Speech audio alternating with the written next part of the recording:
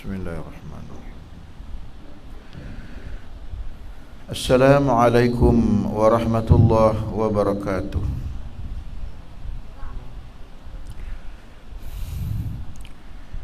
Alhamdulillahi rabbil alamin, wal aqibatu lil muttaqin, wala udwana illa 'alal zalimin.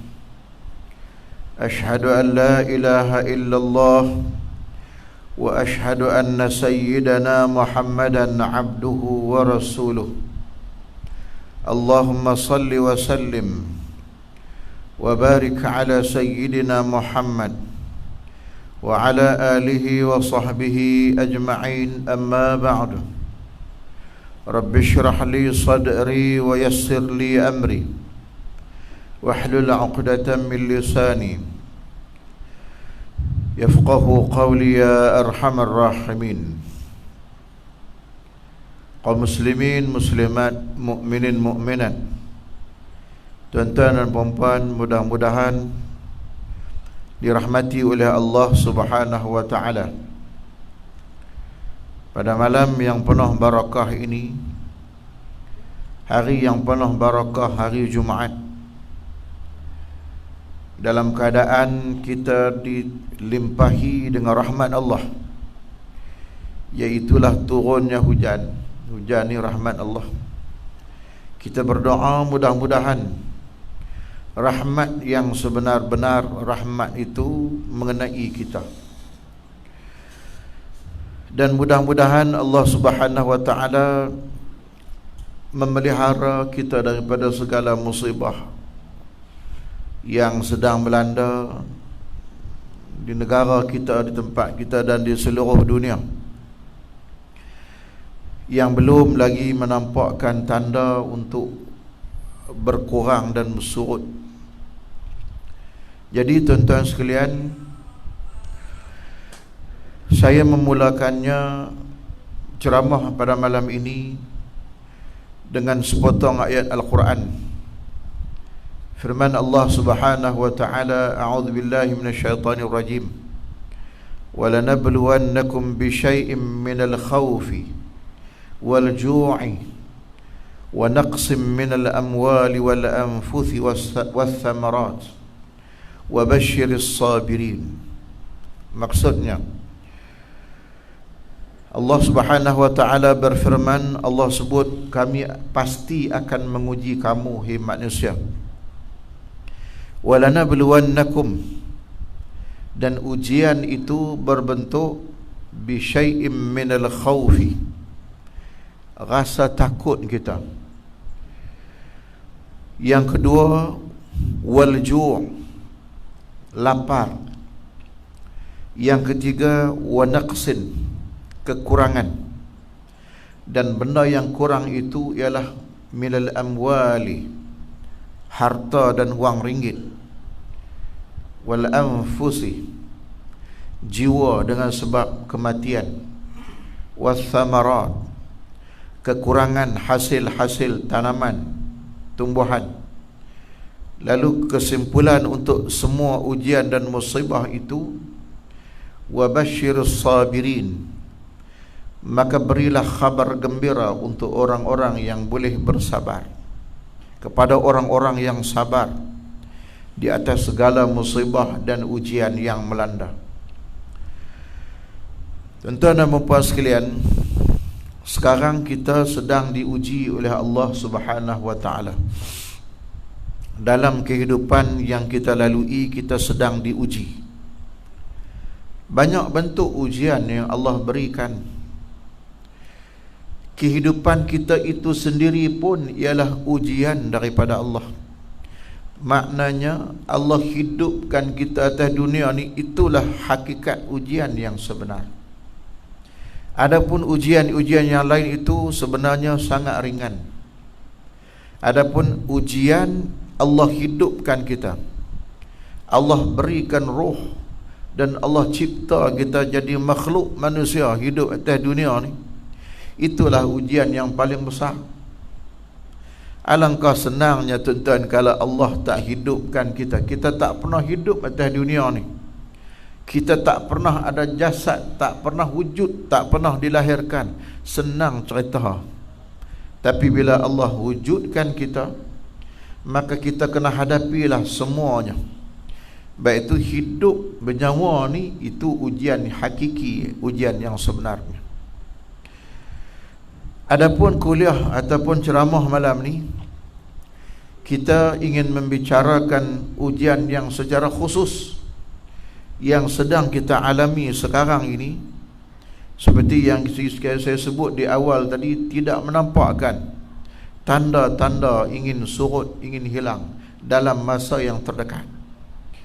Berdasarkan maklumat-maklumat, unjuran-unjuran yang telah dikeluarkan oleh Pertubuhan Kesihatan Sedunia, bahwasanya ini unjuran lah tuan-tuan. Kalau tak silap saya 3 kali diunjur. Unjuran pakar-pakar kesihatan,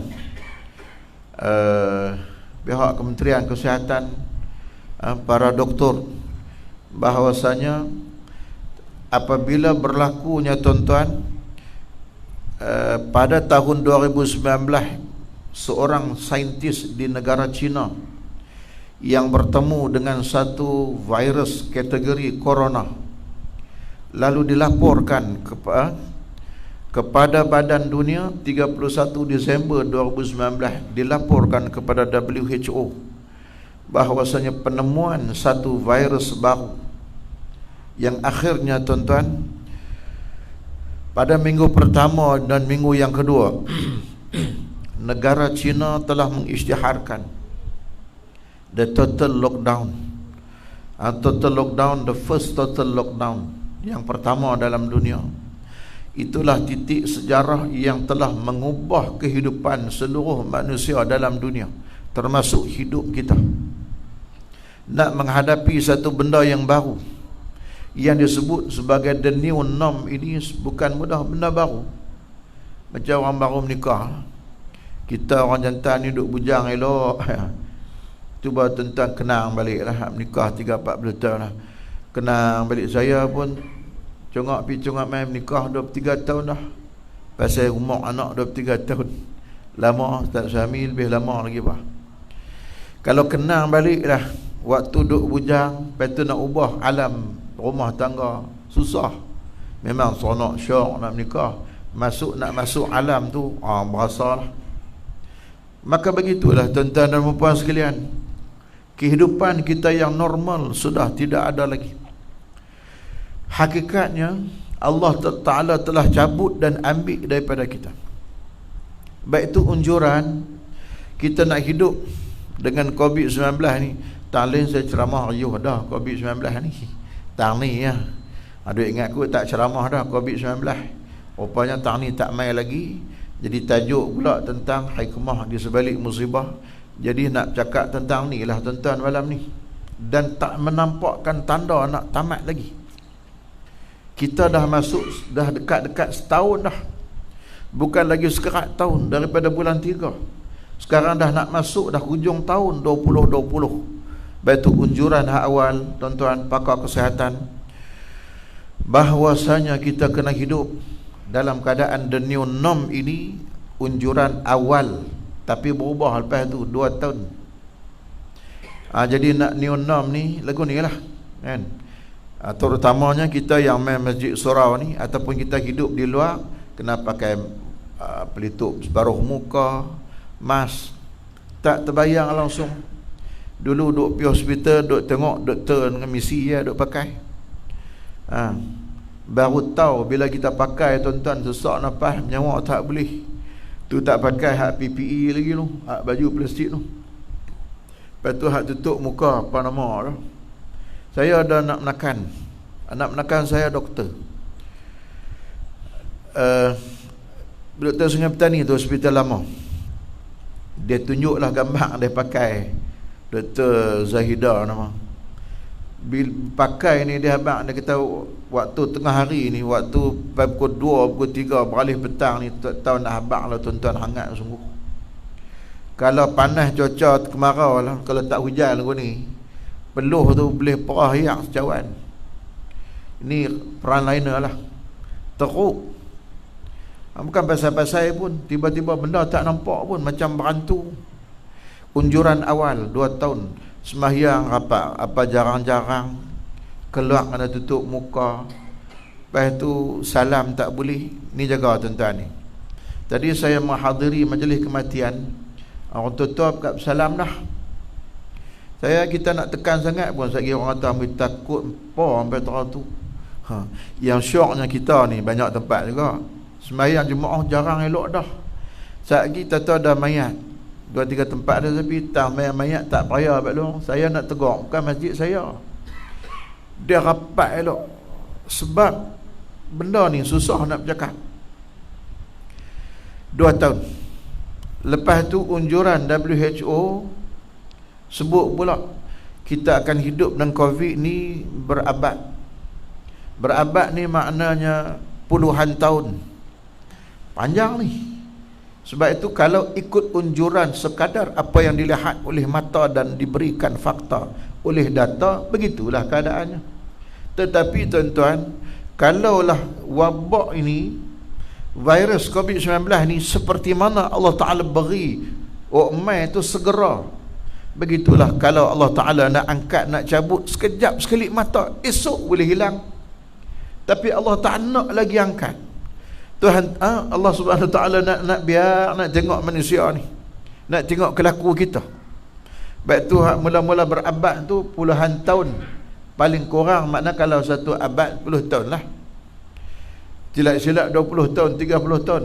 Lepas tu unjur kali ketiga, kita akan hidup selama-lamanya dengan COVID-19. Selama-lamanya abang, maknanya sampai mati.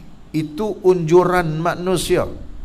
Kalau Allah Ta'ala nak angkat tengah malam ni boleh, mungkin esok tak ada apa, clear. Tapi Allah Ta'ala tak nak lagi benda ini berakhir. Kenapa? Sebab Allah Subhanahu Wa Ta'ala membiarkannya agar kita bermuhasabah dan kita berfikir, tuan-tuan. Kenang balik sejarah dan baca balik dalam lipatan sejarah.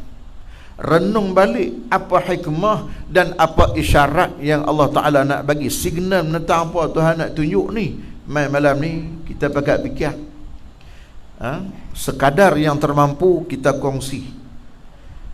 Yang benar dan hakikat itu hanya Allah Ta'ala sahaja yang mengetahui.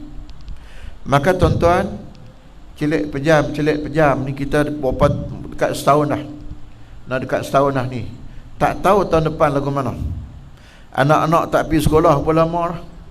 Kajian orang buat tahun depan ni kata ramai budak-budak kuih bodoh. Na'udzubillah, ayat bodoh tu teruk dengar. Tapi itulah hakikat dan realiti. Terutama anak-anak hak tak pernah masuk tadika, tapi dia pergi terus sekolah rendah dan duduk darjah 1 dan 2 bulan nak belajar apa? 1. Nombor 2 tuan-tuan, barulah mak ayah ni terti, yang menghargai para guru. Alhamdulillah dia faham cikgu ngajak teruk. Yang marah mak ayah waktu anak tak betul, periksa tak dulu, dia marah mak ayah, hak marah guru. Waktu ni baru ibu bapa ni reti faham, rupanya teruk jaga budak-budak di rumah. Anak-anak kita tuan-tuan, proses yang dia akan lalui itulah pembelajaran dia di sekolah. Dalam kelas, waktu cikgu dia atok dia, waktu guru dia marah dia, bagi kerja, itu proses yang dia lalui. Tapi tuan-tuan, hakikatnya sekarang semua itu anak-anak kita hilang hampir setahun. Maka timbullah benda-benda baru. Pengajian, kelas online takkan sama. Tanyalah siapa pun. Teruknya ujian ni tuan-tuan, peringkat awal syok. Pasal apa? BDR, pada orang yang bekerja dari rumah, sonok guru-guru pun. Dan pihak Kementerian Kerajaan tak tahu lagi nak buat lagu mana, biar gitu sampai orang marah. Cikgu makan gaji buta. Mai PKPB hak kali kedua, cakap sikit dah, susun bagi kerja. Bila lama tuan-tuan, maka timbul kesan. Apa kesan ujian yang Allah bagi ni? Ramai dah para pensyarah yang mengajar online, termasuk saya, rasa dah kesan ni apa dia? mata kau pecah tengok kau kelabu. Ramai dah pi hospital, cek dengan doktor, penyakit baru lah dia panggil stres mata. Rupanya Pak Long mata stres tu. Kemudian yang sakit sendi. Banyak itu ujian yang sangat berat. Tak tahulah tahun depan ni lagu mana. Doa lah. Kawan ketua jabatan saya stres mata. Mata dia kelabu. Kawan saya begitu juga. Bila tengok skrin komputer jadi pecah huruf, tak apa nak nampak. Kemudian hak tu tak apalah, hak jenis buat kerja kelas online apa semua ni. Ni kita hak geng-geng pencen umpamanya, ibu-ibu suri rumah hak tak bekerja, mengeluh juga. Amal lengoh jari ustaz, darah naik ni. Darah tak naik ke mana Pak Long? 5-6 jam dah kerja tak dah. 5-6 jam dah kerja tengok WhatsApp. Dia kerja baca tu lengoh. Tu ujian juga. Kita tak sedar. Memang betul pun nak buat kerja apa? Dengan badan naik, dah kerja makan lah. Buat makan tu, resipi ni habis lunyai. Hak suruh Pak Pitra ajak masak, habis lah, tak tahu masak apa, cari hak lain pula. Teh pula masakan Arab. Itulah keadaan yang kita nak biasakan diri. Tapi tuan-tuan, kita kena sedar, saya tak mempopet banyaklah benda tu, cukup banyak tu. Saya nak bawa balik tuan-tuan, marilah kita kembali ke belakang. Maksud saya, melihat kembali sejarah ini semenjak kedatangan Nabi kita Muhammad. Itulah dia permulaan kiamah. Nabi Muhammad mai tuan-tuan, itu merupakan min alamatil qiyamah, tanda kiamat dah. Kerana kedatangan Nabi SAW sendiri itu merupakan tanda kiamat. Sebab itu, seandainya kita meneliti ayat-ayat Al-Quran dan sebagainya, disebutkan tentang kelahiran Nabi, kita kena faham kelahiran ataupun kedatangan Nabi Muhammad SAW ditegaskan oleh Allah Subhanahu wa taala di dalam Al-Quranul Karim. Antaranya di dalam surah Al-Maidah. Surah Al-Maidah penghujung ayat ke-15 sambung ayat 16. Firman Allah Subhanahu wa taala, A'udzu billahi minasyaitonir rajim. Qad ja'akum minallahi nurun wa kitabun mubin yahdi bihillahu man ittaba'a ridwanahu subulas salam wa yukhrijuhum minaz zulumati ila an-nuri bi'idhnihi wa yahdihim ila siratin mustaqim. Maksudnya, sesungguhnya telah datanglah kepada kamu wahai manusia dari Allah Subhanahu wa taala satu cahaya digelar nurun.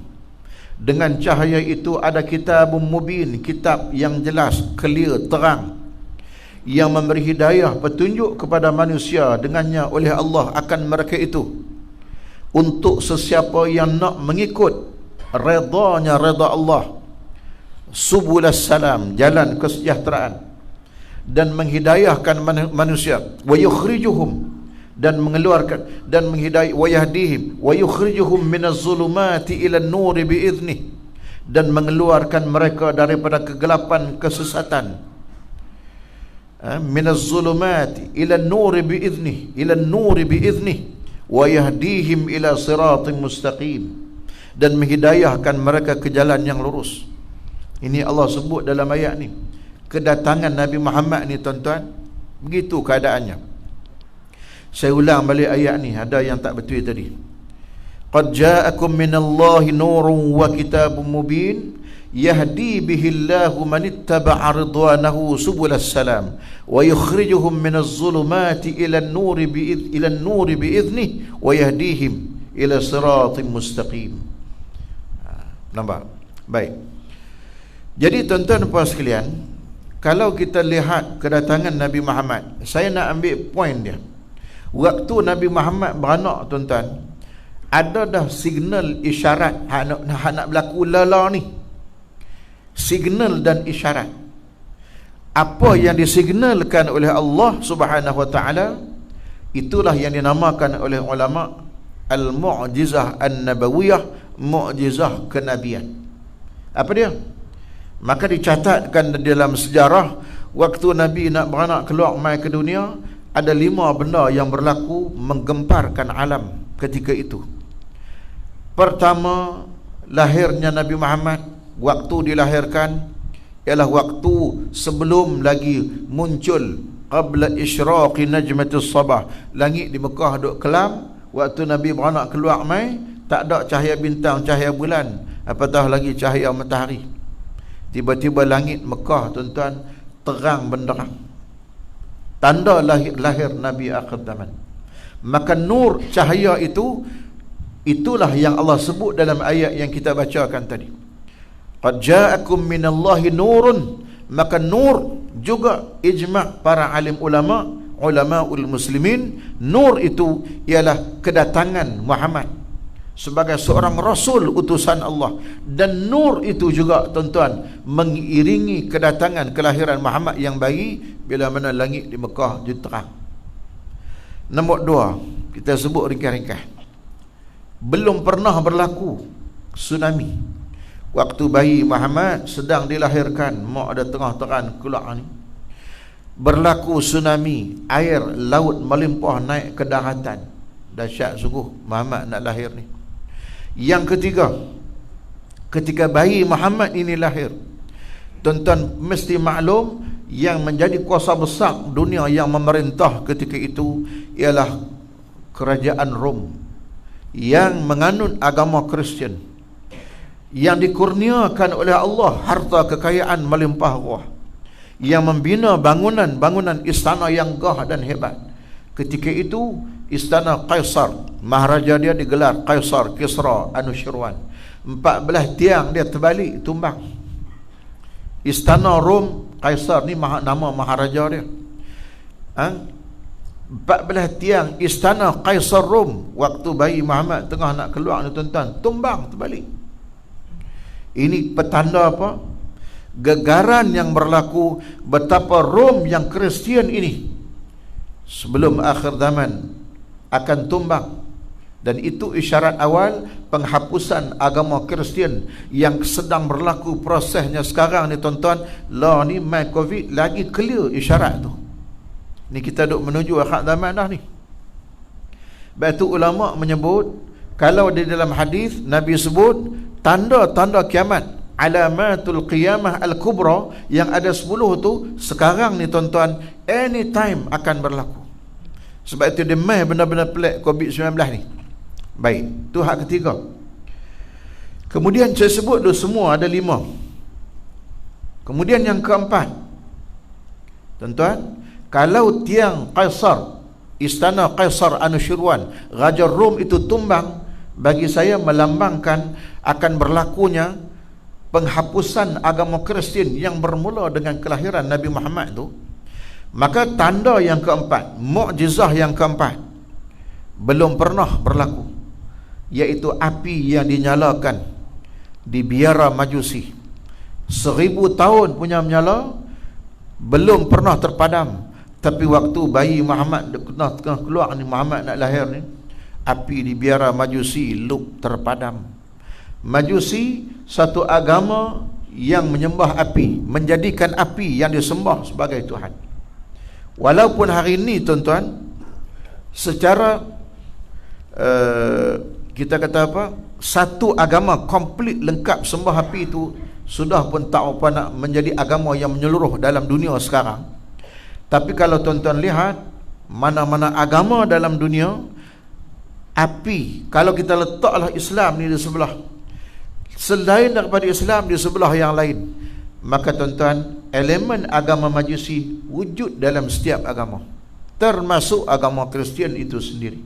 Apatah lagi agama Hindu, apatah lagi agama Buddha, memang ada api. Termasuk, tuan-tuan, yang berpahaman animisme, tidak beragama. Contohnya orang-orang di Sarawak, orang-orang Dayak, Iban, Pok Iban apa ni, dia animisme. Yang Kristian pun ada, yang Islam pun ada. Yang animisme, agama menyembah ataupun mengagungkan nenek moyang ni, kok mana pusin mai, api tetap menjadi ritual.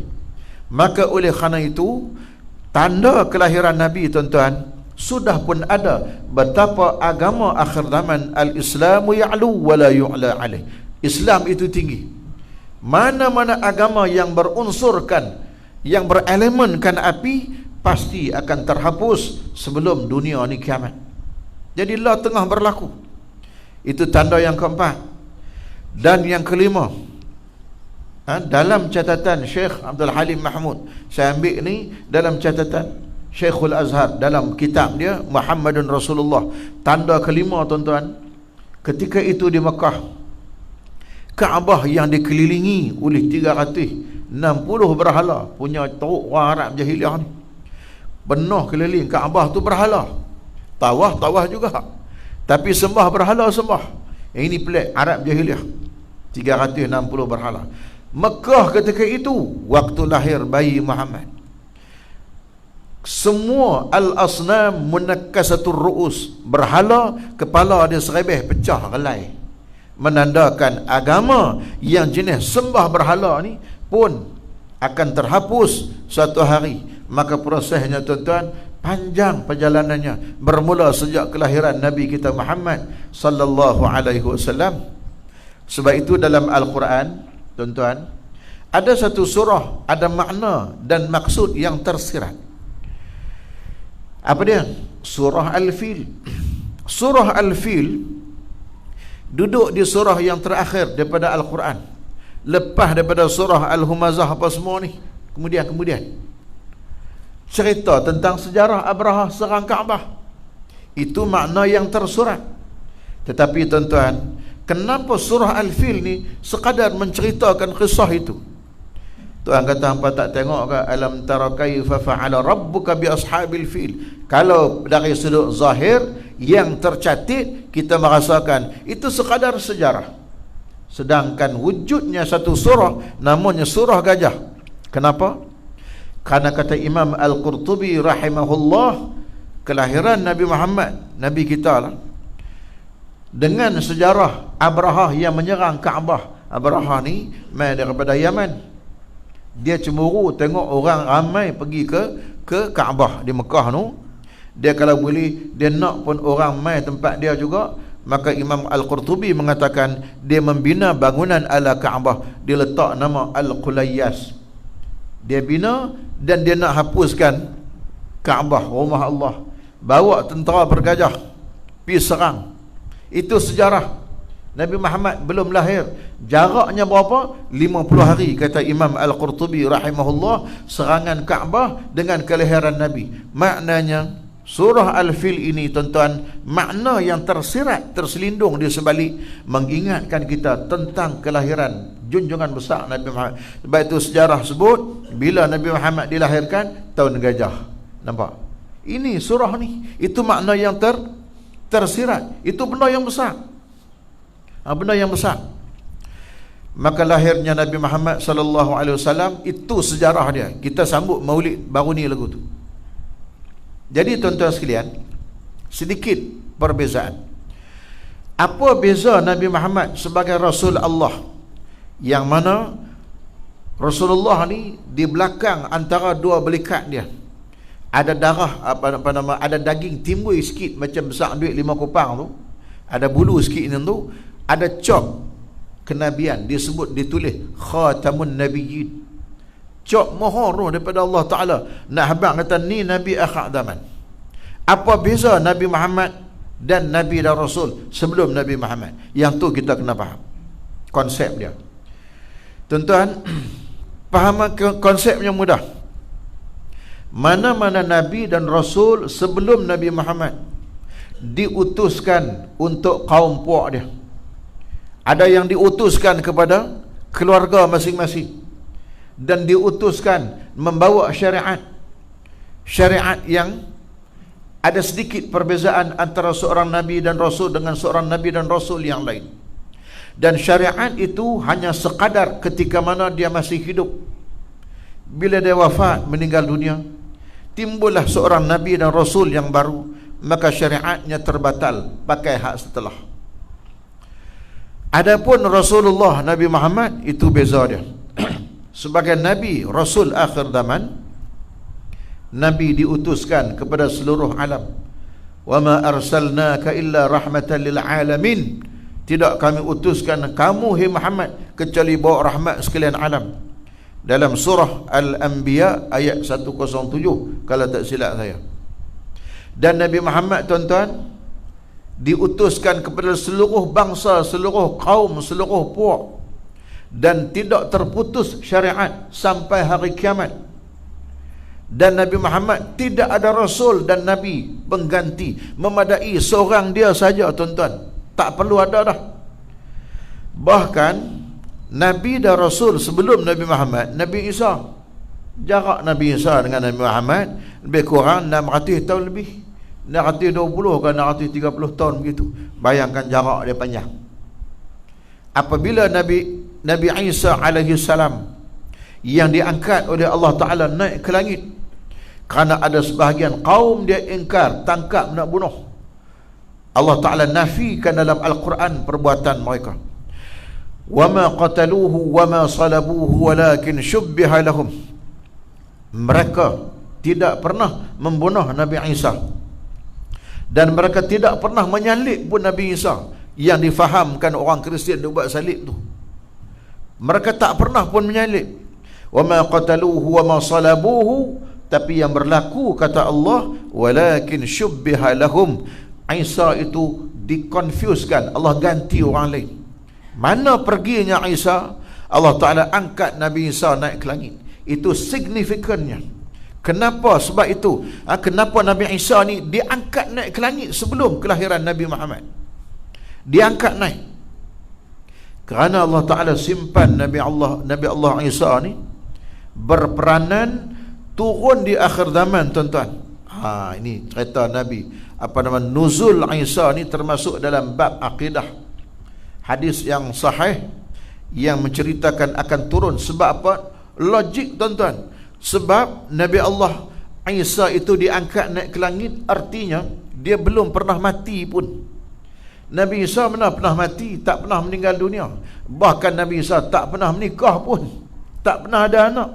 Baik itu di dalam hadis dan dalam kitab-kitab yang dalam catatan sebahagian para alim ulama mengatakan Isa alaihissalam ni tuan-tuan, dari sudut yang lain dia akan turun di akhir zaman, turun di Madinah, di Mekah dan akan menikah dengan seorang wanita di Madinah. Dikurniakan 2 orang anak lelaki. Ada riwayat mengatakan seorang lelaki, seorang perempuan. Sampai begitu. Itu dari perspektif kehidupan dia. Adapun dari sudut akidah, nanti ada hadis yang disebut oleh Rasulullah SAW, riwayat Abi Hurairah, yanzilu Isa alaihi salam imaman adilan wa hakaman muqsitan. Nanti saya baca kemudian. Ini hikmah Nabi Isa turun di akhir zaman. Maka hikmahnya tuan-tuan, mengapa Rasulullah Nabi kita Muhammad hanya seorang, tak ada pengganti, dialah Nabi akhir zaman. Tetap pernah fikir tak? Pasal apa Nabi Muhammad kita ni dia seorang tak ada dah siapa duk ganti dia. Sebab tuan-tuan, seolahnya Allah Ta'ala ni, bukan seolahnya lah, memang Allah yang mencipta seluruh makhluk, dia maha mengetahui.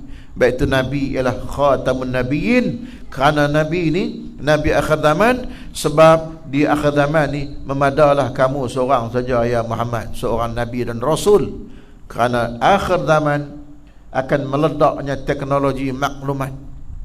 Sebab itu tuan-tuan tengok, mana-mana negara dalam dunia yang paling hebat teknologi maklumat, dia yang paling kuat dakwah itu sampai. Tak perlulah Nabi pengganti. Sebab itu sekarang ni media sosial ni tuan-tuan dahsyat. Letusan teknologi maklumat bukan sehari dua ni, dah lama dah. Sejak bermula penghujung tahun 90-an. Kalau nak ikut hak handphone lah. Kalau hak sebelum handphone ni, Graham Bell reka telefon tuan-tuan, dah lama dulu ni, dah lama. Tapi letusan dia kurun ke 19 ni, tahun 80-an, tahun 90-an. Saya duk ingat lagi handphone yang bermula dengan atur tu, dia punya besar, lagu mana lah ni boleh buat halus ketik besar tu. Tu katakan ledakan teknologi maklumat. Tuan-tuan lihat negara yang paling maju dalam bidang teknologi maklumat, tuan-tuan, itulah negara yang paling kuat dakwah Islam sampai. Antaranya negara Eropah, tuan-tuan tengok. Saya duk baca lah maklumat, tapi data terkini tak ada lah, boleh cerita hak lama-lama. Eropah, tuan-tuan, sekarang ini paling ramai yang masuk Islam dalam dunia ialah di Eropah. Sebab maklumat sampai. Lagi kuat teknologi maklumat, lagi derah dakwah Islam sampai. Paling ramai meluk Islam di Eropah. Dan data fakta ni hak 4-5 tahun lepas tu, kalau tuan-tuan sampai di Eropah, tuan-tuan pergilah. Saya Jerman saya tak pernah sampai, tapi duk baca tengok kawan saya pernah sampai. Masjid paling besar di Jerman, lebih besar, 4 tingkat. Jerman antara yang terbuka kerajaannya, dia tak halang. Eropah secara keseluruhannya, gereja di Eropah ni, di barat ni, tuan-tuan, gereja mereka, anak muda tak pergi dah gereja. Dia tak kenal dah gereja, tak mau, tak teringin dah. Sebab itu gereja banyak ditutup. Bahkan di setengah-setengah tempat, gereja yang nak ditutup ni, orang Islam pergi beli, ubah jadi masjid. Pasal apa nak kena ubah jadi masjid? Pasal gereja kosong, masjid orang Islam, masjid kecil. Bila main jemaat, melimpah ruah sampai ke jalan ni. Daripada duduk ni, beli gereja buat masjid. Ini kecil-kecilan yang berlaku, tuan-tuan, tanpa kita sedari sejak puluhan tahun dulu. Baik itu orang dah buat unjuran sejak 10 tahun dulu, 20 tahun dulu. Tidak mustahil nanti Britain Perdana Menteri dia Muslim, tak mustahil. Beberapa negara Eropah tu saya sampai, memang saya tengok sungguh. Antara yang saya sampai lah, Belanda, Belgium ni, tuan-tuan, lagi lah, dia imigran, banyak imigran ni, pendatang ni yang bawa mai Islam ni. Dan penduduk tempatan yang dah mendapat kerakyatan. Pagi saya duduk sarapan pagi di hotel tu pun orang Maghribi, duduk tepi tingkap. Pagi tak lama, setengah jam saya duduk sarapan, duduk tepi tingkap, nampak pagi biasalah mak-mak ni bawa anak berjalan buat pergi hantar sekolah tu, tadika lah, sekolah rendah apa semua. Saya duduk bilang tengok ibu-ibu hak lalu, tuan-tuan, dalam 10 orang 8 mau pakai tudung, pakai niqab lagi. Ni cerita 4 tahun lepas tu. Ada 2 hak tak pakai tudung, sila-sila hak tu pun Islam. Masjid berapa? Ni di Belgium. Kemudian kecuali Perancis ni, tuan-tuan, ni cerita 4-5 tahun dulu. Sekarang dah pun berubah. Perancis ni, kalau ikut sejarah kita belajar dulu, dia agak skeptikal dengan Islam. Maksudnya dia agak tak mau lambang ni, kalau masjid dia kan boleh buat masjid bentuk masjid, lambang agama tak mau. Saya dah lah sembahyang 2-3 pagi, sembahyang subuh di Paris, tak nampak masjid ni. Pakai tudung pun tak diizin, tak dibenarkan. Kan dulu ada wanita yang pakai renang Islam tu, duduk berjemur tepi pantai, polis main ambil. Ini cerita 4-5 tahun dulu tu. Sebab tu waktu saya nak sampai, saya kawan ada di sana, saya tanyalah kawan saya ni. Kawan saya kerja di kedutaan, pegawai keselamatan. Waktu tu pangkat dia major. Saya kata, saat lagi ni anak nak sampai, anak nak solat tang mana? Ada tak musalla di airport Charles de Gaulle di Paris? Ada kata, mai sini Syekh jangan cari tak ada. Lepas tu kami boleh ikutlah sembahyang hampak tikak-tikak sejadah kat tepi-tepi penjuru. Dia kata janganlah duduk sembahyang lagu tu. Pasal apa? Lagi polis mai tangkap. Sudah. Ni saya pula lebay tak buang. Dia tanya dia, anak pakai lebay macam mana? Nak buang kan, nak kekal, nak. Dia kata buang lagi afdal. Dia kata saya pun buang, jadi rokok selesai. Tapi nak cerita ke tuan-tuan, tekanan ni tuan-tuan, itu 4-5 tahun dulu. Sekarang ni di Perancis, Allah Ta'ala dah ubah keadaan. Baru ni saya baca, kerajaan Perancis ni dia akan tangkap perempuan wanita berniqab ni, dia akan saman masuk mahkamah. Ditakdirkan Allah, seorang rakyat Algeria buat pengisytiharan, dia jutawan. Dia isytihar, mana-mana muslimah yang ditangkap, didenda di mahkamah, nak bayar duit denda, habaq kat saya tolong bayar. maknanya dia seorang lawan kerajaan Perancis. Dan yang terbaru tuan-tuan, baru ni tengah duk Covid panas ni, banyak benda tengah duk Covid ni, banyak benda berlaku. Seorang pemestautin daripada Shishan, budak muda tu, dapat dah kerakyatan, duduk di Perancis, dah masuk kelas, ikut sistem pengajian di Perancis yang rasmi, umur belasan tahun. Duduk dalam kelas, cikgu dia ajar, tiba-tiba tak pasal-pasal cikgu dia menghina Rasulullah, kan? Bila hina Nabi Muhammad, dia seorang pemuda yang faham Islam, yang al-ghuyur ala dini, mana cemburu terhadap agama dia, tak boleh orang hina. Dia balik ambil parang, dia main cantas pancung kepala tuan-tuan, kerana guru dia menghina, handuk hina buat apa Nabi Muhammad, Rasulullah, Rasul kami. Maka sudah tentu tindak balas apa? Tindak balas kerajaan Perancis, tentu polis main tembak, mati budak tu, syahid. Maka sudah tentu Presiden Perancis Emmanuel Macron mengucapkan ucapan yang memburuk-burukkan orang Islam. Tapi takdir Allah, ketika itu juga kebetulan berlaku proses dealing.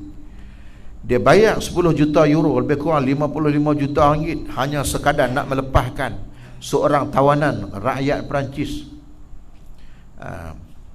Nama dia saya lupa. Pendakwah Kristian yang jadi tawanan orang Islam, pejuang Islam Mali, pergi sebagai nama dia Sophie Petronin, nama dia ingat dah, seorang Kristian, mubaligh Kristian. Bila nak bebaskan dia seorang ya, kerajaan Perancis bayar 10 juta euro nak bebas dia seorang, dengan melepaskan 200 tawanan Islam. Nak ambil dia seorang. Tapi waktu dia balik tuan-tuan, disambut, dia sudah berubah agama menjadi seorang muslimah, pakai tudung letak di kepala, dia tukar nama Maryam Petronin. Yang sambut siapa? Emmanuel Macron. Ini realiti sekarang yang berlaku di Perancis. Perancis ni agak skeptikal, sebab dulu kita belajar sejarah Eropah, waktu berlaku zaman Renaissance, zaman kebangkitan Eropah, berlaku di Perancis. Baik, maka Maryam ni dalam ucapan dia yang dicatatkan, saya bacalah lebih kurang catatannya. Dia menyebut-nyebut dan dia tuju kepada Presiden Perancis. Dia kata, tuan, selama saya berapa 25 tahun berada dalam tawanan orang Islam Mali, jasad saya tak pernah sekali pun disentuh adab akhlak orang Islam. Agama saya tak pernah pun dicaci, dihina walaupun sekali. Dan tuan tak akan pernah tahu dan tak akan pernah merasai betapa tenangnya hati, perasaan waktu mendengar azannya orang Islam mengajak orang ke masjid sembahyang. Betapa tenangnya mendengar bacaan orang Islam ketika mana mereka melakukan salat, bacaan imam mereka dalam salat. Ini keadaan di Eropah tuan-tuan yang berlaku. Sebab itu proses tukar gereja ni, ribu gereja dah ubah jadi masjid, hak kecil-kecilan ni. Tiba-tiba tuan-tuan, waktu tengah berlaku Covid ni, dia ada kaitan tuan-tuan dengan sejarah permulaan Kristian moden. Baik itu kalau tuan-tuan nak faham ni, kita kena tengok balik ke belakang sejarah. Sekarang ni Covid ni ialah virus, wabak penyakit. Dalam bahasa Arab disebut at-ta'un. Pernah tak berlaku di zaman dulu? Pernah. Dalam kurun ke-13 berlaku sampai ke Mesir. Bahkan tahun 640 Masihi tuan-tuan. Tahun 640 Masihi itu, zaman itu zaman Sayyidina Umar Al-Khattab menjadi khalifah, dan menjadi khalifah tahun ke-18 Hijriah, 640 Masihi, tahun 18 Hijriah. Dalam catatan Imam Al-Hafiz Ibn Hajar Al-Asqalani, dia mencatatkan berlaku wabak ta'un, penyakit berjangkit, nama dia ta'un amwas. Berlaku dah. Menyebabkan hampir 30,000 orang sahabat meninggal dunia. Dan dia baca hadis Nabi, Sayyidina Umar ni, kata Rasulullah, kata Sayyidina Umar, Nabi bersabda, man kana bi ardin halla bihal bala wat ta'un fa innahu la yakhruju minha wa idza sami'a biha fala ya'tiha atau kama qala Rasul. Kata Sayyidina Umar, Nabi habaq, Nabi kata, siapa duduk di satu tempat turun bala penyakit berjangkit, dia jangan duduk keluar. Kalau dia dengar dia duduk di luar, jangan masuk pi. Maka ulama mengatakan itulah PKP, the first total lockdown. Sayyidina Umar yang kuat kuasakan. Sedangkan menurut sejarah Islam, tuan-tuan cari dalam Google pun ada, 100 tahun sebelum itu, iaitu tahun 540 Masihi, Nabi lahir tahun 580 Masihi. Ada apa tahun 540? Ta'un, wabak penyakit berjangkit yang terkenal dalam dunia. Nama dia wabak Justinian. Ambil nama sempena Kaisar Justinian I yang menjadi Maharaja Rom ketika itu. So apa kaitan dia tuan-tuan dengan COVID ni? Wabak COVID ni penyakit berjangkit. Tengah kita duk COVID, tuan-tuan perasan tak? Berlaku pembebasan Hagia Sophia. Hagia Sophia di Istanbul, Turki. Dulu Turki itu, Istanbul itu dinamakan Konstantinopel, salah satu tanah ataupun kota kerajaan Rom yang beragama Kristian. Maka tuan-tuan nak faham sejarah ini, baik itu Hagia Sophia ni tuan-tuan, ada sejarah yang berhubung kait yang sangat rapat dengan sejarah permulaan Kristian moden dulu. Itu sejarah Hagia Sophia tu. Maka hak ni tuan-tuan patah balik tahun 532 Masihi. Bermula 532 ni, itulah tahun Justinian I tu naik jadi maharaja. Dia naik, sedangkan tahun 320 Hagia Sophia tu dah ada. Dia gereja agung Hagia Sophia ni. Bila tahun 532 naik Justinian, dia perkenalkan cukai. Rakyat dalam dunia mana tuan-tuan, cukai jenis bayar duit kat kerajaan ni bukan suka lah. Dunia mana pun, termasuk rakyat Rom ketika itu bangkit memberontak, marah, dan mereka meruntuhkan gereja-gereja. Marah sungguh. Antara yang terkenal tempias Hagia Irene, gereja Hagia Irene. Yang kedua Hagia Sophia. Hagia Sophia ni antara gereja yang paling berpengaruh. Dibakar, diruntuhkan semua. Bila reda tuan-tuan, dia buat proses membangunkan semula. Antara Hagia Irene dengan Hagia Sophia, dia pilih Hagia Sophia kerana lebih berpengaruh di kalangan orang Kristian dan rakyat Rom. Dia upah dua orang pakar matematik, Anthemius, Isidorus, buat satu bangunan. Tuan-tuan, guna 10,000 pekerja, 5 tahun 10 bulan. Sebab itu Hagia Sophia ni tuan-tuan, kalau tengok sejarah, diletakkan jadi bahan sejarah di bawah apa? Badan dunia punya, UNESCO punya. Sebab binaan, antara binaan paling cantik di dunia. So bila siap, diguna balik pada bulan Disember tahun 537, nak masuk 538 dah. Selang 3 tahun, tu saya kata tu, selang 3 tahun, tahun berapa? 540. Timbullah wabak ta'un, penyakit berjangkit.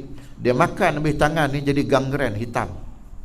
25 juta mangsa yang mati, 25 juta orang. Wabak Justinian, tak pernah, tak tahulah kot saya silap, tak pernah dengar dikuat-kuasakan the total lockdown, MCO, Movement Control Order, bahasa orang putih sebut PKP, Perintah Kawalan Pergerakan. Tak pernah ada. Jadi apa kaitannya dengan sekarang tuan-tuan? Digunakan Hagia Sophia bila dimula guna tahun 537-538 lebih kurang sebagai gereja oleh orang Kristian selama 916 tahun, kat 1000 tahun jadi gereja. Maka awal diguna ialah dimulakan dengan sejarah penyakit berjangkit. Sekarang Hagia Sophia tuan-tuan, sejarahnya lepas 916 tahun. Sebab itu waktu Rasulullah dilahirkan, tiang istana Rom dah tumbang. Tiba-tiba tuan-tuan, lepas 916 tahun, tumbang kerajaan Rom, kuasa besar dunia. Siapa pun tak pernah terbayang. Siapa pun tak pernah terbayang Rom akan tumbang. So bila tumbang, naik kerajaan Islam. Gereja yang sama, gambar Salib duk ada situlah orang Islam ubah jadi masjid 476 tahun, dekat 500 tahun ubah jadi masjid. Jarah dia, pusingan dia. Lepas jatuh kerajaan Islam yang terakhir tahun 1924, kalau tak silap saya, Sultan Abdul Hamid II. Pasal apa? Padri-padri Kristian sedunia ni tuan-tuan duk bermuktamar. Mereka bermuktamar juga, ingat kita, muktamar tiap-tiap tahun, bincang daripada kurun ke-18 hujung sampai kurun ke-19, lah sekali tahun 1905 ke 6. Bincang lagu apa? Lagu mana nak runtuhkan kerajaan khilafah Islam ni? Lagu mana nak fikir nak runtuhkan? Akhirnya berjaya tuan-tuan. Tahun 1924 tumbanglah kerajaan khilafah Islam terakhir, iaitulah khilafah Turkiyah Osmaniyah. Apa yang berlaku yang menarik perhatian? Naik Mustafa Kamal Atatürk tu, nama dia Islam, kepala otak dia kafir Yahudi. Naik dialah yang bertanggungjawab menutup balik Masjid Hagia Sophia yang orang Islam ubah daripada gereja jadi masjid tahun 1935. Dia tutup, tukar buat muzium, dilawati oleh orang. Masuk orang Islam, masuk orang kafir masuk tanpa dibuang kasut. Bayangkan tuan-tuan, dosa dia sangat besar. Orang Islam tunggu sampai berapa tahun? 85 tahun kata Islam. Tahun 1935 sehinggalah baru-baru ni tahun 2020 tengah wabak penyakit berjangkit juga, iaitu COVID-19 yang lagi dahsyat, tiba-tiba Hagia Sophia dibebaskan. Tu dia punya hubung kait. Maka tuan-tuan, hak tadi saya sebut gereja-gereja kecil di Eropah ni 30-40 tahun dulu dah mula tutup dah. Tiba-tiba sejarah Kristian yang amat gah ni, iaitu Hagia Sophia tu lambang Kristian tu tuan-tuan, tiba-tiba diubah, tukar, buka jadi masjid. Maka pertubuhan Kristian sedunia semua melenting marah, termasuk yang ada di Itali. Itali itu ada Vatikan. Kan Vatikan tu satu area tempat pentadbiran agama Kristian. Tapi tuan-tuan, malangnya dia tak boleh buat apa, kerana ketika ini Turki ialah sebuah negara Islam yang bebas dan merdeka. Dia tak boleh nak buat apa. Dan itu tuan-tuan, ada isyarat, ada signal yang tertentu. Besarlah tu Hagia Sophia tu. Apa lagi Tuhan nak cerita kat kita ni tuan-tuan? Baik, Allah Ta'ala sebut, Rasulullah SAW sebut dalam hadis. Maka kaitannya tuan-tuan, kelahiran Nabi Muhammad ni ganti syariat Nabi Isa, yang mana Isa AS tak pernah wafat, tak pernah meninggal dunia. Diangkat naik ke langit, dan di akhir zaman ini akan diturunkan kerana nak membenarkan kembali syariat Nabi Muhammad. Sebab majoriti penganut agama dalam dunia sekarang ialah orang-orang Nasara, orang Kristian. Maka selayaknya lah Nabi Isa ni turun membenarkan syariat Nabi Muhammad. Kata Rasulullah sallallahu alaihi wasallam, yanzilu Isa alaihi salam imaman adilan wa hakaman muqsita. Akan turun Nabi Allah Isa AS sebagai imam, pemimpin yang adil, wa hakaman muqsitan, dan kerajaan yang adil, wa tada'il jizyah, dan dia akan hapuskan cukai. Kan dulu tuan-tuan, Kristian bermula dengan Hagia Sophia tu, cerita dia kerana cukai. Nampak dia punya pertentangan. Turunnya Nabi Isa, dia hapuskan semua. Dan antara tugasan dia yang besar membenarkan syariat Nabi Muhammad. Selain itu tuan-tuan, proses penghapusan agama Kristian itu disebut, iaitulah wa yaksirus salib, dia akan patahkan salib. So patahkan salib itu melambangkan penghapusan agama Kristian. Sebelum Nabi Isa turun, so prosesnya kena berlaku. Bermula zaman Nabi Muhammad tu, sekarang ni tuan-tuan, bila Hagia Sophia dibebaskan, itu semakin besar. Wa yaqtulul khinzir, dan dia akan membunuh babi-babi yang mereka makan. Kemudian tuan-tuan, bila mai COVID-19 ni, satu dilema lagi yang dihadapi oleh seluruh manusia dalam dunia, iaitu tidak ada vaksin. Apa beza vaksin dengan ubat? Ubat ada. Saya pernah baca ada setengah negara miskin bagi makan Panadol 4 biji ibu lega COVID-19 ni. Apa masalahnya? Tiap-tiap hari ribu sembuh. Tapi kenapa manusia mencari vaksin? Sebab vaksin itulah penawar. Orang tua dia suka penawar. Penawar ni fahamlah, nama ada penawar. Dia petawar habis, racun. Kalau ubat, painkiller. Makan ubat, berubat, sembuh. Saat lagi campak kena balik. So kena ada the vaccination. Vaksin ni as a protector, sebagai nak protect. Tuan-tuan cuba tengok kecelaruan yang berlaku. Dikatakan dalam dunia ada 200 pihak yang sedang mengkaji nak menzahirkan vaksin. Banyak tuan-tuan tengok, kita tengok senarai. Kita benda ni boleh baca dalam laporan akhbar, dalam media sosial. Apa dia? Kecelaruan dan tidak konsistensi. Mula-mula ada negara ni kata ada nak keluar, nak diagih hujung tahun ni. Ada kata nak agih hujung awal tahun 2021, ada kata pertengahan, ada kata penghujung. Lepas tu ni yang terkini duduk tengah test. Di Amerika ke di mana, 2-3 orang. Bila test vaksin, apa yang berlaku? Allergic pula dah. Tengok Tuhan nak bagi. Allergic, tak tahu siapa nak berani. Tak tahu negara mana hak kita nak ambil ni.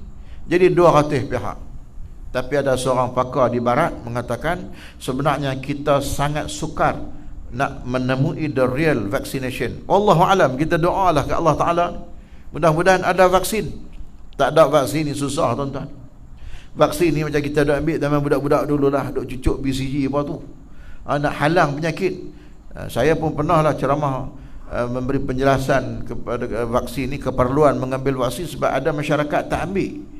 Bila tak ambil vaksin ni, dia kalau vaksin hak kerajaan bagi tu, hak cucuk anak-anak tu wajib ambil. Sebab satu dia punya pincang gari tu harga dia tuan-tuan tahu pun RM600, RM700. Mahal costing dia. Ada satu kelompok masyarakat yang tak ambil, dia sampai satu tahap tahun tertentu dia tak boleh nak protect badan dia. Kena sat-sat mudah demam, mudah sakit, mudah itu, mudah ini. Itu pentingnya the vaccination. So isunya sekarang masalahnya COVID. Tapi tuan-tuan, agak-agaklah cuba dengar apa yang Nabi sebut dalam hadis tadi. Kedatangan Isa alaihi salam selain menghapuskan seluruh agama Kristian, dia punya kemuncak dia waktu turun Nabi Isa tu. Maka sudah tentu sebelum datangnya Isa akan berlaku proses itu yang sangat panjang. Sekarang ini pun tengah berlaku. Satu lagi isu vaksin. Apa yang Nabi sebut dalam hadis tadi, selain daripada mematahkan salib sebagai lambang penghapusan agama Kristian dan membunuh babi yang dimakan, ialah kata Rasulullah, wa tadhhabu hammatun kullu dhi hammah. Turunnya Nabi Isa juga tuan-tuan membawa penawar kepada seluruh penyakit. Rupanya punya penawar hak sebenar ni tuan-tuan ada kat Nabi Isa. Itu hadis yang Nabi sebut. The real vaccination. Apa pun tuan-tuan, kehendak Allah Ta'ala ni mengatasi segala-galanya. Allah Ta'ala nak lega. Allah Ta'ala nak bagi jumpa. Apapun yang kita ada, kita kena berusaha. Itulah yang sedang manusia lakukan sekarang. Tapi ikut hadis Nabi, wa tadhhabu hammatun, disebut akan hilanglah dengan kedatangan Isa alaihi salam itu hammah. Hammah dalam makna, dalam kamus diterjemah sebagai as-sumum, racun ataupun bisa ataupun virus, penyakit-penyakit yang orang tak jumpa ubat dia, penawar dia, rupanya ada di tangan dia. Jadinya tuan-tuan, kalau dipaham sebaliknya, virus yang berlaku sekarang menandakan hampirnya kedatangan Nabi Allah Isa AS. Dekat sangat dah. Habaknya dekat banding sebelum ini. Tapi proses nak main ni banyaklah. Nak kena keluar Dajjal dulu, Imam Mahdi dulu, lepas tu keluar Dajjal, lepas tu mengesut Imam Mahdi. Itulah keputusan yang tuntas, tindakan yang total, semua clear di zaman dia, tak ada lagi masalah. Maka manusia akan hidup selama berapa tahun disebut dalam hadis tu. Dia merintah berapa tahun? 7 tahun. Aman, damai, tenang, tak ada sebarang masalah. Sebelum nak mai tu tuan-tuan tengok keadaan kita lah ni. Ekonomi ke, politik ke, terus nak mai hak betul, hak aman tu haru celaru sungguh.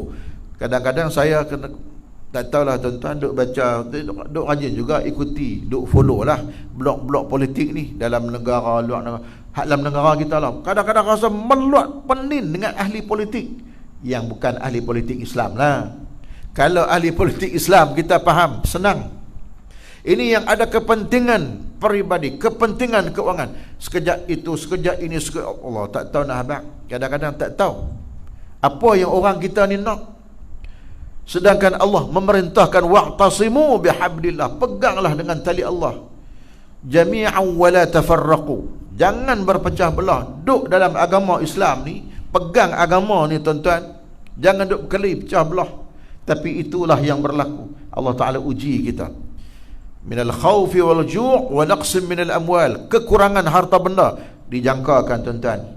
Tahun lah ni dah rasa dah, awal tahun depan lagi teruk. Orang makan gaji boleh bertahan. Boleh bertahan apa? Gaji hidup berjalan, memang tak ada masalah. Orang pincin duk on. Tuan-tuan, orang meniaga. Minggu lepas saya pergi Pekan Rabu, jalan, semua mengeluh. Kita pun tanyalah macam mana kau meniaga satu kedai minyak wangi, minyak atar. Oh, teruk Ustaz. Memang teruk. Kesian orang meniaga. Tuan-tuan bayangkan pengusaha kantin. Bayangkan pengusaha bas sekolah makan apa. Bayangkan orang yang buat travel, syarikat-syarikat yang buat travel ni, yang orang buat pergi umrah. Bayangkan syarikat bas persiaran, kapal terbang lagi lah, hak jenis periuk besar, kerak besar, kapal terbang kan, berapa ribu dah pramugari, juru terbang kena buang. Tahun depan lagi teruk tekanan ekonomi. Wa naqsim minal amwal. Ini ujian Allah, kekurangan harta benda. Jadi tuan-tuan, waktu ini kita kena ada peranan. Kenapa dah saya alik 49. Saya tadi lepas bak sejam. Jadi sejam lah, nak mati lah. Jadi tuan-tuan dan sekalian, saya nak landing lah, landing pelan-pelan. Tapi jangan terkejut, terentak lah sikit. Duk tengah sedap peram-peram ni, banyak tu lah.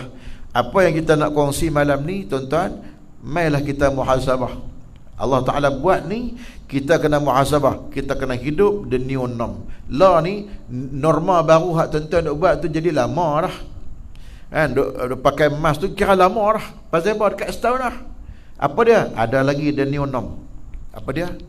Tuan-tuan, the new norm yang terbaru ni, norma baru, kita kena ubah pandangan kita terhadap agama dan ibadat kita. Amalan kita tu kita kena tengok balik, muhasabah balik. Daripada yang langsung tak sentuh Quran, tak baca Quran, tak selawat ke Nabi, tak, dah kena mula berubah. Muhasabah, renung diri. Keluar rumah tak pernah hanya baca doa. Tengok sekarang tak boleh lagi dah. Norma baru, saya sebut norma baru, paling kurang bacalah la haula wala quwwata illa billahil aliyyil azim. La ilaha illa anta subhanaka inni kuntu minaz zalimin. Ni ada saya dapat maklumat. Ada orang dah ubah cara hidup. Dulu baca Yasin minggu sekali malam Jumaat. Lah ni ada seorang akak tu, saya bergantung diri Ustaz kepada Allah. Akak buat macam mana? Tiap-tiap hari saya baca Yasin Ustaz. Tu norma baru. Baca Yasin tiap-tiap hari. Tu hak saya jumpa. Hak baca sehari, tu sekali. Hak baca sehari 3 kali pun ada. Duk sebut je, takut tapi tak bertindak, tak ada makna. Sekarang kita ubah. Kita keluar rumah tuan-tuan, biarlah dengan iringan doa dan kita serah diri kita kepada Allah Ta'ala. Itu cara dia. Barulah insya-Allah kita berdoa mudah-mudahan kita ni selamat. Itu adab. Jadi tuan-tuan dan sekalian, saya rasa cukuplah banyak tu. Alhamdulillah tahniah mai kali ni surau berubah. Lawah menyawa. Itu maklumlah kita ini perubahan. Saya ucap tahniah lah kepada tuan-tuan dan puan sekalian, dapat beribadat dengan selesa dan aman damai ini. Ini juga satu nikmat. Walaupun hujan, tuan-tuan boleh mai. Ramai lagi yang tak boleh mai. Dah. Itu rezeki tu. Allah Ta'ala bagi rezeki bagus. Tahniah tuan-tuan semua. Mudah-mudahan apa yang tuan-tuan buat memudahkan kita waktu berada di padang mahsyar Allah Subhanahu wa taala. Jadi yang baik daripada Allah, yang lemah kelemahan diri saya lah. Yang kekurangan makna, kekurangan fakta dan kesilapan di situ dan di sini tu, tuan-tuan maafkan saya. Mudah-mudahan kita dapat manfaat bersama, dan kita kena balik fikir lagi, muhasabah, cari maklumat, cari fakta. Ada lagi benda yang kita tak korek tu, ada lagi. Kemudian nak berlaku apa lagi tak tahu tuan-tuan. Ini peristiwa akhir zaman ni tak tahu Tuhan nak buat lagu mana lagi, kita tak tahu. Cuaca tidak menentu, tak ada musim yang kita boleh teka. Nak habaq pun susah, tempat tak pernah banjir pergi banjir kan. Kawasan bukit pun boleh bah. Pasal apa? Banjir kilat. Terayak nak lalu tak balui pun. Kalau fikir otak, tak balui pun, ayak tu lalu je, banjir kilat. Kereta tenggelam, 300,000 lingkup. Tu Tuhan buat. Allah bagi sabar sikit. Tempat yang tak pernah kenal, semua pekat merasa. Itulah adilnya Allah Subhanahu wa taala. Wallahu a'lamu bis-shawab. Aqulu qawli hadha wa astaghfirullahal azim. Assalamualaikum warahmatullahi wabarakatuh. Bismillahirrahmanirrahim. Alhamdulillahi rabbil alamin, wassalatu wassalamu ala asyrafil anbiya wal mursalin wa ala alihi wa sahbihi ajma'in. Allahumma ij'alna minan najihin at-tawwabin waj'alna minal mutatahhirin as-salihin. Rabbana atina fid dunya hasanah wa fil akhirati hasanah wa qina adzaban nar. Walhamdulillahi rabbil alamin. Taqabbalallahu minkum.